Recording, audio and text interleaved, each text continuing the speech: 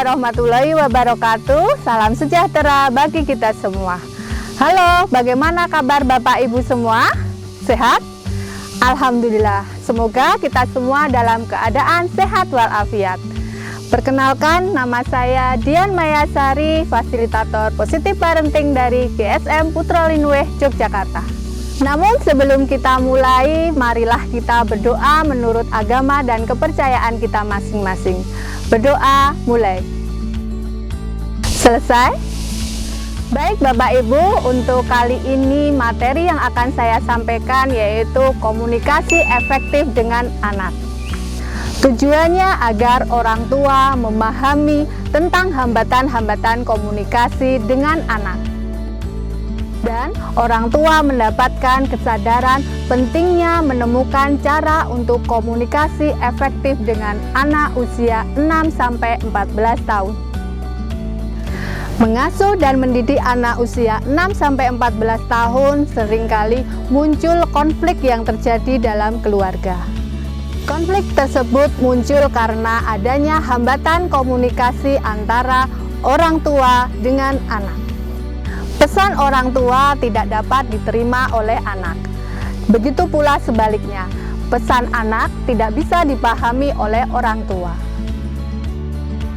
Komunikasi adalah keterampilan, bukan sekedar bakat atau sifat bawaan yang kita miliki. Maksudnya adalah sesuatu yang bisa dipelajari.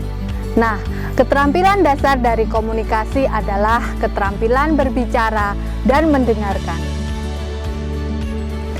Mengenai apa saja yang menjadi hambatan dalam komunikasi antara orang tua dengan anak.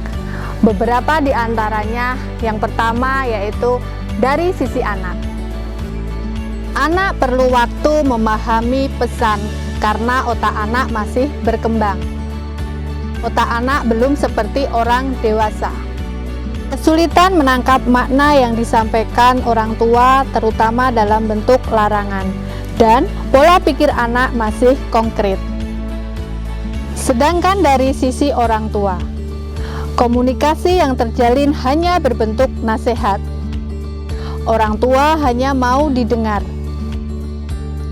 Orang tua mengulang arahan tetapi dengan kalimat yang sama, namun dengan nada yang lebih keras dan emosi.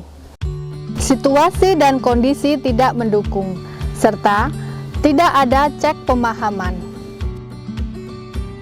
Nah, hambatan-hambatan tadi bisa kita atasi dengan berbagai cara. Yang pertama, dapatkan perhatian anak. Misalnya kita sebut nama anak, duduk sejajar dengan anak, bisa juga kita memegang bahu anak atau pundak anak.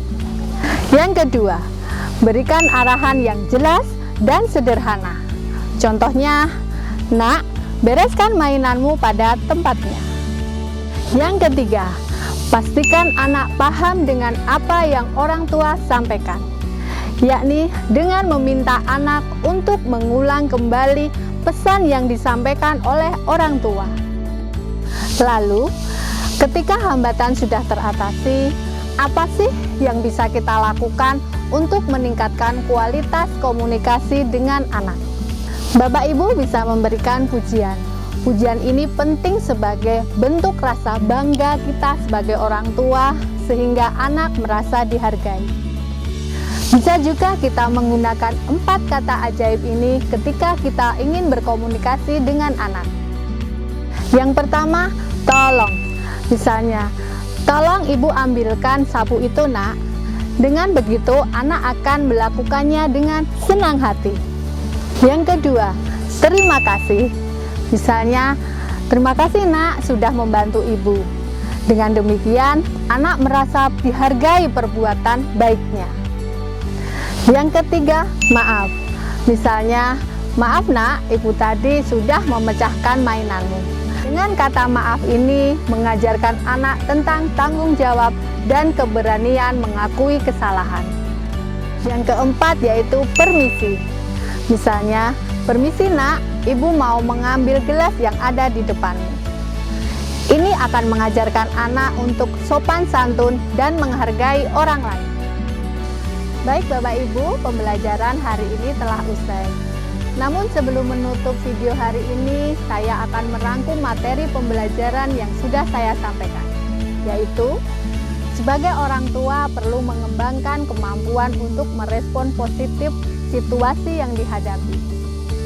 Respon positif itu akan meningkatkan kualitas hubungan antara orang tua dengan anak, yang pada akhirnya ketika anak menghadapi masalah, mereka akan lari kepada kita sebagai orang tuanya untuk mendapatkan dukungan.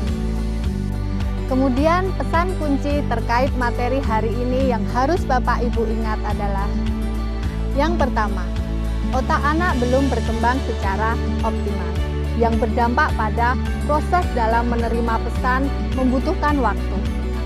Yang kedua, menyampaikan perasaan orang tua kepada anak atas apa yang dilakukan anak akan melatih anak untuk memahami dampak yang dilakukannya. Yang ketiga, 4 kata ajaib, tolong, terima kasih, maaf, permisi, akan melatih anak untuk belajar menghargai orang lain. Demikian video kelas pengasuhan kali ini. Jangan lupa tonton video selanjutnya tentang kelas pengasuhan positif dari GSM Putrolinuwih Yogyakarta. Terima kasih. Wassalamualaikum warahmatullahi wabarakatuh. Sampai jumpa.